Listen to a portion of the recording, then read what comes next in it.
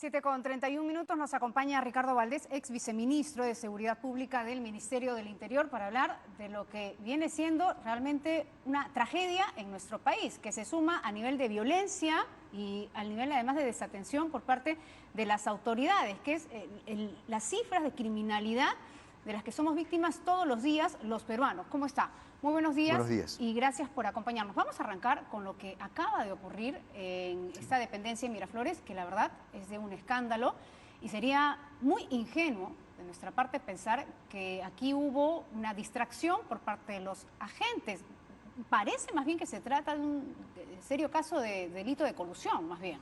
Bueno, en efecto yo creo que es un mensaje bastante duro, terrible, porque además cayó en el momento que estaban justamente tomando una serie de decisiones, de cambios de oficiales, etcétera.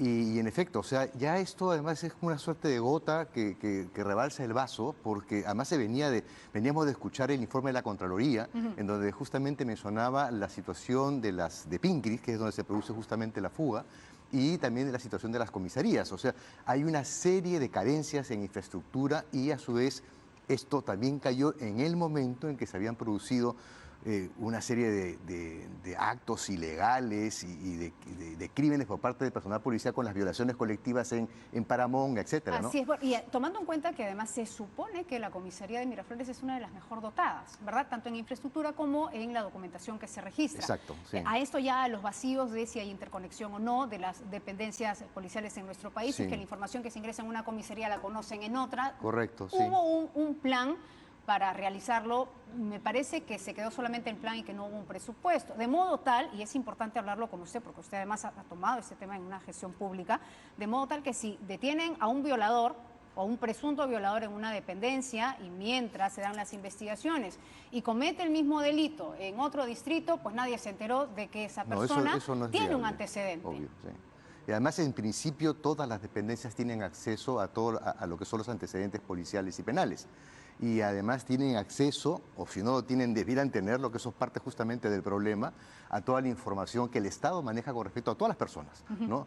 A cualquiera de nosotros, inclusive, acceso a la ficha RANIEC, etcétera, ¿no? Vamos a ponernos, señor Valdés, en el escenario que se ha narrado en esta comisaría de Miraflores, ¿verdad? 3 sujetos detenidos, son llevados a la carceleta de esta comisaría, reciben una visita, y ahí vamos a hablar ya de los protocolos, reciben una visita de aparentemente 3 mujeres que son cercanas a ellos, y dentro de la comida, ¿no? Estoy además exponiendo todos los vacíos, dentro de la comida llevarían una lima.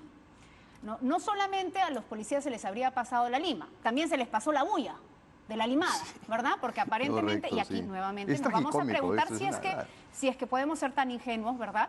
Si es que nadie puede escuchar una limada durante toda una madrugada, porque no creo que esos barrotes sean de plástico, ¿verdad? Y que luego, pues, 3 de estos sujetos se vayan campantes. Le voy a plantear este escenario porque usted conoce de gestión pública y conoce de estos casos. ¿Podemos creer algo así? No, definitivamente no. Yo creo que la conclusión de justamente lo inverosímil de la historia la acaba de dar el Ministerio del Interior a poner a disposición a 3 efectivos policiales integrantes de la comisaría, a un oficial y a 2 suboficiales. Entonces, y además creo que la indignación del ministro, como la pudimos apreciar el día lunes, era evidente. Inclusive el coronel Náquira, que está a cargo de las investigaciones, también daba a entender que había existido colaboración.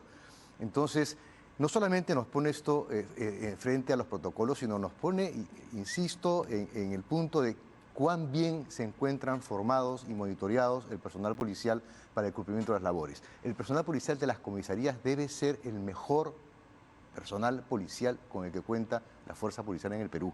El más capacitado. El más capacitado, porque es el que tiene el trato con el público, sí, ¿no? O sea, uno no va a una comisaría de turismo, claro, uno va a una comisaría porque tiene un problema que tiene que resolver, pero no solamente el mejor trato con Ojo, el público que es víctima, sino con los protocolos. Correcto, pero en este caso es la comisaría un tema y la de Pincris otro, porque corresponden a 2, que si bien comparten el mismo espacio físico, tienen responsabilidades distintas. Lo que se supone es que personal de la comisaría puede haber apoyado a estos sujetos.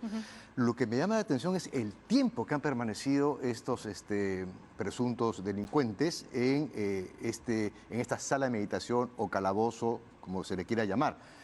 Porque ellos habían cometido el delito, porque fueron además capturados prácticamente están las cámaras y en flagrante y otras 24 horas, ¿no? Entonces, ¿qué hacían tantos días ahí en esa comisaría? Ellos han debido ser puestos ya de inmediato a disposición del Ministerio Público. Bueno, entonces, ¿qué pasa con el sistema que se puede tardar tanto una detención ya al iniciar un proceso? Está sufriendo fallas. O sea, yo entiendo que ahí han querido de alguna manera ampliar el tiempo de permanencia para ampliar la investigación, pero con los resultados que ya todos conocemos, pero no corresponde, o sí corresponde, ya que ellos han debido salir, ellos han debido entrar en un proceso de inmediato a las 48 horas, no han debido permanecer más tiempo ahí. Ellos han debido ser procesados de inmediato, ¿no? Y claro, ahora hay todo un tema con la adecuación del nuevo Código Procesal Penal sobre la posibilidad de que realmente esto ocurra. Estamos en ese interín, ¿no? Pero sin lugar a dudas el hecho central, independientemente de los protocolos y los tiempos, es que se fugaron de un lugar que en principio debe ser seguro para poder mantener a delincuentes, ¿no? Ya, regresemos a los protocolos, porque esto es algo que además preocupa con respecto a lo flexible que se puede ser con delincuentes sobre los que se tiene pruebas, porque usted bien ha dicho presuntos delincuentes, claro, porque no se ha iniciado la investigación, pero la verdad es que hay imágenes que muestran la manera violenta en la que agreden a un ciudadano y además, chileno en la que le roban, armas, ¿no? Y con armas en la que le roban este Rolex, ¿verdad? Estas personas tan peligrosas pueden recibir una visita y pueden recibir una visita sin el monitoreo, ni el registro, ni la observación de nadie. En principio sí pueden recibir una visita y eso es lo que ha manifestado el coronel Náquira. Dice que ellos tienen de alguna forma la posibilidad de recibir visitas, pero estas visitas tienen que estar observadas. Exacto. Tiene que haber presencia policial y además no pueden recibir nada que no haya sido obviamente revisado por el personal policial. Claro, porque incluso, y aquí el otro gran vacío, ¿se tienen detectores de metal en las comisarías? No. ¿Verdad? No. La lima debe haber sido, imaginamos, de metal, grande, porque si es de plástico no hubiera pasado nada. Debe haber sido grande, ¿verdad? Bastante. Es difícil. Yo la verdad es que todavía me cuesta muchísimo pensar en el tema de la lima. No, bueno, vamos siguiendo la declaración oficial que ha brindado, más bien la información oficial que ha brindado el mismo ministro del Interior, ¿no? Y según el ministro entró una lima que me imagino no era una lima de uñas, es decir, no es que era un claro, aparatito pequeño, debe haber sido pues una herramienta de construcción incluso, ¿no? Claro, ¿Nadie revisó esa comida? ¿Nadie revisó a las mujeres que estaban Debemos entender que no, y si lo revisaron, lo dejaron pasar. De ahí a que tengas a 3 policías en estos momentos detenidos. Porque justamente lo que se sospecha es que hay complicidad en la fuga. ¿Quién más tiene responsabilidad en esto? Porque normalmente, y si es que me imagino, no se habría disuelto el Congreso de la República, ya se estuviera convocando al mismo ministro para dar cuenta precisamente de los protocolos que se están cumpliendo o no se están cumpliendo en la detención de estos delincuentes. A ver, veamos, hablamos de protocolos, sin lugar a dudas ahí el que tiene también que tener algún tipo de respuesta con respecto a los controles que implementa cotidianamente es el propio comisario, ¿no? En términos de la comisaría y el propio jefe de la de Pinqui, en este caso que era donde estaban los detenidos estas personas. Se puede decir, ocurrió de madrugada, ninguno de ellos estaba. No importa, porque igual ellos son responsables de lo que ocurre en su lugar de trabajo, ¿no? Ellos tienen que mantener los protocolos y ellos deben además tener un sistema de chequeo y contrachequeo para que estas cosas no puedan ocurrir, más aún cuando tiene una persona detenidos, ¿no? Con mayor razón. ¿Cuántas personas normalmente, en la información con la que usted cuenta, permanece detenida en una comisaría? Porque estamos tomando el caso de Miraflores porque es un caso escandaloso, ¿verdad? Sí. Pero ya no hablemos de comisarías menos dotadas, ¿verdad? Con menos infraestructura, que están en el cono norte de Lima, que están en el cono sur de Lima, ¿no? Donde, la verdad, y cuando uno ingresa, ni siquiera hay una mesa donde un policía pueda sentarse a hacer un registro. Sí, por eso insisto, o sea, no es el lugar donde ellos han debido estar, ellos han debido ser trasladados a una carceleta, han debido ser ellos puestos a disposición del Ministerio Público de inmediato, claro, más aún con la flagrancia. Estos lugares que provienen realmente de años atrás, conocidas por eso con este eufemismo de sala de meditación, estaba pensado simplemente en detener a gente ebria, gente pegalona, qué sé yo. ¿Para comenzar qué lo llama sala de meditación? Bueno, ¿no? Porque justamente así se origina para que ahí estuviera la gente a que se relajara, a que descansara, a que realmente regresara en sí y de ahí poder otra vez regresar a su casa, qué sé yo. Por eso estaba pensado en eso, era lo que se llamaba el calabozo, ¿no? Pero no son lugares apropiados para mantener durante días a gente peligrosa. Claro, ahora, y lo hemos dicho en otras ocasiones, no nos podemos quedar solamente en la indignación. Usted está indignado, pero usted ha sido una autoridad, como periodista no puede ser indignado, quienes nos están escuchando están indignados, bueno, ya todos indignados, nadie va a avanzar, ¿verdad? de aquí trascender un poquito más y realizar algunas acciones, que es lo primero que debe hacer el ministerio, más allá de mencionar y dar cuenta de que se está iniciando una investigación. ¿Cuántas veces hemos escuchado se está iniciando una investigación? Nadie sabe en qué termina esa investigación. A eso voy, por eso yo decía desde un principio, ¿qué es lo que está pasando? Porque tenemos una serie, una sucesión de hechos en donde están involucrados suboficiales de la policía, de hechos gravísimos. Pero no es el único caso. Por eso digo, una sucesión de hechos. Claro, pero no es ni siquiera el único caso, ni es un hecho aislado, las imágenes que estamos viendo del escape de estos delincuentes. Hemos dado cuenta de policías que en estado de ebriedad, y esto ocurría la semana pasada, con su arma de reglamento disparada contra 3 jovencitas que se habían negado Eso fue en Ancón. a seguir bebiendo con él. Correcto, sí. ¿Verdad? Otro policía que también en medio de una trifulca en un barrio también saca su arma de reglamento y comienza a hacer disparos al aire, Sí. ¿no? Hombres que son además agresores, ¿no? Que la verdad es que tienen un potencial de feminicidio tremendo, que agreden a sus parejas con su arma de reglamento. Entonces, aquí hay un tremendo vacío con respecto a los protocolos más que los protocolos, los procesos que se están siguiendo para darle un arma de fuego a estos policías. Sí, hay un tema ahí con la formación, es algo que tenemos que discutir bastante, o sea, pasaríamos buena parte del tiempo tratando de ver qué es lo que ocurre en una escuela Pero policial, es un tremendo ¿no? peligro que una persona que no tiene un equilibrio mental, que además estudiado, ¿verdad? Sobre el que se haya hecho varios exámenes, se le da un arma de reglamento. A ver, ¿no? para decir las cosas realmente como corresponde, decirlas con total franqueza, yo creo que el proceso de evaluación psicológica es un chiste. O sea, es decir, lo sé, porque además hemos recibido información reciente de lo que está pasando con esta necesidad de sacar policías rápidamente a las calles, esa evaluación? ¿no? Esa evaluación se hace en sanidad, se hace en el hospital de la policía, por ejemplo, y además haya salido en los medios, ha salido inclusive algunas entrevistas a algunas personas que dicen que ellos han sido parte de ese proceso de evaluación y que toma 5 a 10 minutos un proceso de evaluación ¿Y qué se le psicológica. pregunta? Bueno, o sea, sabe Dios, o sea, me imagino que tendrá una breve historia clínica, preguntarán si es que tienen algún día, me imagino, ¿no? Fantasías de asesinar a alguien, no lo sé. Como si alguien se fuera a sentar a decir sí. Claro, pero en todo caso, un proceso de evaluación psicológica debe ser continuo, sobre todo con gente que va a tener que relacionarse con niños, mujeres y que va a manejar armas. Ese proceso de evaluación continua Se hace. no se hace. Debiera hacerse y debiera hacerse inclusive también al momento de egresar de la formación policial. Es decir, se hace una evaluación psicológica y se le Al entrega el inicio. arma y nunca más se vuelve a monitorear a esa gente. La verdad es que si eso ocurre es porque se ha presentado algún problema o un inconveniente, pero después no forma parte del protocolo de ascenso. Lo que forma parte del protocolo de ascenso son las inconductas que haya tenido ese efectivo a lo largo de su carrera policial, ¿no? Hay otra noticia que también nos ha preocupado, le voy a pedir a mi producción que lo ponga en pantalla. Esta es una información recogida de Diario Ojo y es una investigación que ellos hacen con respecto a esta situación. El 80% de los zampones violan el arresto domiciliario, pero el Poder Judicial no les revoca la medida y además da cuenta de un delincuente, se llama Ernesto Medina Sánchez, ha sido investigado por robo agravado. La policía informó al juez de Villa María del Triunfo que este sujeto no se le encontró en su casa 598 veces. Es decir, se le da arresto domiciliario, este delincuente se va a su casa y se escapa cuando quiere a delinquir. La policía incluso puede registrar que este delincuente se está escapando, pero no puede hacer nada porque no tiene una orden de captura. De acuerdo. Mandamos a los delincuentes a su casa para que sigan robando. Eso es lo que está pasando. A ver, pero aquí también tenemos que poner las cosas en perspectiva porque no solamente es un problema de la policía, es un problema también del Poder Judicial y es un problema del sistema en general de administración de justicia. Claro, ¿no? pero Ahora, la policía no tiene algo. la capacidad para poder vigilar, porque eso es la verdad. O sea, poner una persona a vigilar un domicilio o una casa implica no solamente una persona a las 24 horas, implica 2 o 3 personas a las 24 horas, o sea, para poder rotar y tener a un personal fresco. Eso no es viable. Entonces no lo mandemos a su casa. Por eso... Correcto, pero también tenemos una sobrepoblación penal. Entonces, ¿y qué pasa con los grilletes electrónicos? Entonces, ahí por eso digo, acá hay un tema en donde la seguridad ciudadana no solamente se restringe al tema policial, sino también tiene que ver con todos los demás actores. Y eso incluye al presidente de la República hasta al último policía. Esa es la verdad. Ya, ¿y cuál es la solución acá?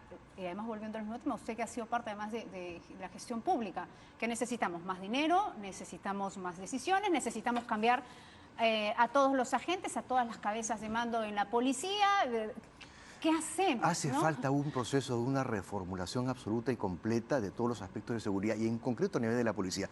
Hemos vivido un escándalo hasta el día domingo y yo creo que todavía sigue las secuelas con respecto al proceso de ascensos para generales. Ha sido duramente cuestionado. En estos momentos el equilibrio que existía entre las diversas fuerzas, digamos, de la policía de investigaciones, Guardia Civil y República, se ha roto. En estos momentos los 4 primeros puestos, porque la ley dice que yo elegiré a mi comandante general de los tenientes generales más antiguos, los 3 son código 2, o sea, de la Policía de Investigaciones. Eso ha generado, ese equilibrio se ha roto, ha generado un ruido inmenso, y si arriba tenemos una debacle en donde existe además una jerarquía que se rompe, entonces si arriba tenemos ya problemas, que además el ministro, que a su vez es policía, junto con la estructura de ministerial, que también son ex policías, no hay un intermediario que pueda realmente poner un poco de orden ahí, porque todos los policías tienen alianzas, tienen ahijados, padrinos, tienen una serie de que es así, porque, claro porque así fue, y siempre se cuestiona. Y el personal y la policía que está escuchando en estos momentos sabe que es así, y saben además que aquí hay un problema. ¿Cuál es la solución? El problema aquí, la solución aquí es mirar todo desde una perspectiva integral. Y eso implica que realmente el Consejo Nacional de Seguridad Ciudadana empiece a trabajar y empiece a dar las líneas y las pautas adecuadas desde la misma presidencia del Consejo de Ministros, que es quien está a la cabeza de ese consejo, y de ahí hacia abajo hay toda una estructura que hace cuenta determinada, pero que no funciona, y no funciona porque no está siendo convocada. Eso es uno. 2, lo otro que hay que hacer es realmente ordenar de una vez por todas y reformar lo que viene ocurriendo en la Policía Nacional. O sea, el hecho de que los hechos que han ocurrido hasta ahora, lo único que dan cuenta son síntomas de que algo está mal. Y si algo está mal, pues entonces le corresponde al presidente de la República decir, caramba, esto es el principal problema en el país. Y si no es en el país, será el segundo, si no es el primero, en Lima es el primero. Claro. ¿No? Y tenemos los indicadores de inseguridad ciudadana se están disparando. Se habían quedado en 27.3, ahora están en 30.3. Eso, que puede ser chino para la gente, significa casi 1 millón de personas nuevas que han sido víctimas de un delito en el último año y medio. Y además que tiene repercusiones ya a nivel macro, ¿no? Porque nadie va a eso afecta a la economía, eso afecta a todo. Claro, y eso no vemos cuando no se respetan las reglas, no se respetan los protocolos. Si no se respeta el protocolo en el ascenso, ¿por qué voy a respetar el protocolo en la comisaría? Quiero hacerle una pregunta que, recogiendo además declaraciones del alcalde de La Molina, Paz de la Barra, quien además representa a todos los alcaldes, por lo menos en nuestra capital, ¿no? Consultado acerca de la inseguridad ciudadana, él decía, yo voy a proponer que salga el ejército a las calles. Esto no es tan fácil, ¿no? No es que salga el ejército y sale el ejército. Pero sin duda que es una propuesta además que él recoge de muchos ciudadanos, quienes atemorizados dicen, bueno, si la policía no se da abasto y se requieren de más agentes de seguridad, que salga el ejército. ¿Qué podemos dar como respuesta a esa propuesta? No, eso es una tontería, la verdad. O sea, el ejército está preparado para otro tipo de situaciones y otro tipo de circunstancias. El ejército sale de manera muy eventual, constitucionalmente además, solamente cuando hay una autorización expresa en caso de un problema muy serio. Y está además para ayudar a la policía a controlar ciertas situaciones. O sea, esa no es la solución. Tenemos cerca de 150.000 policías. Es cuestión de gestión, de eficiencia, estructurarlos bien. Es cuestión de organizar un poco y de planificar las cosas como corresponde. De invertir el dinero donde hay que invertir. No gastarse, por ejemplo, 65 millones de dólares en comprarse un avión, por ejemplo, para la Policía Nacional, que hay que renovar la flota, de acuerdo, pero no se compra un prototipo que nunca ha volado. Es una prioridad, por ejemplo, ¿no? Claro. Entonces, no, hay que invertir, por ejemplo, en la modernización del 105, hay que invertir en un sistema de patrullaje mucho más integral e integrado, hay que invertir en poder vigilar todas las calles, en recursos para la policía, entender bien las comisarías. Las comisarías son un desastre, dicen, no, es que no son del Ministerio del Interior las comisarías, no importa, eso impide pintarlas, impide tener los baños adecuados, impide poder darle a la policía alimentación correcta. Logística e infraestructura. Gestión, ¿no? y ahí no hay gestión adecuada. Bueno, la verdad es que siempre nos quedamos con un sinsabor cuando hacemos este tipo de entrevistas. ¿Qué hacemos? Lamentablemente... Porque parece que nos quedamos en la propuesta, ¿no? En las buenas voluntades, y ahí quedó todo, ¿verdad? Y mientras tanto el peruano sale todos los días persinándose antes de salir de casa porque no sabe si es que va a regresar vivo. Por eso yo insisto, me parece, ¿lo van a robar o qué va a pasar? Este debe ser el principal tema del presidente de la República y no lo está haciendo el principal tema. No está haciendo en estos momentos el tema que debe ser. Y eso que ahora ya Martín Vizcarra no puede señalar que tiene un Congreso opositor que no lo deja trabajar. Me imagino que en este caso no tendrá más remedio que mirar hacia la calle y empezar a tomar medidas para que realmente las cosas mejoren, ¿no? Muchas gracias por estar con nosotros, Con Ricardo gusto. Valdés, ex viceministro de Seguridad Pública del Ministerio del Interior. Son las 7:50.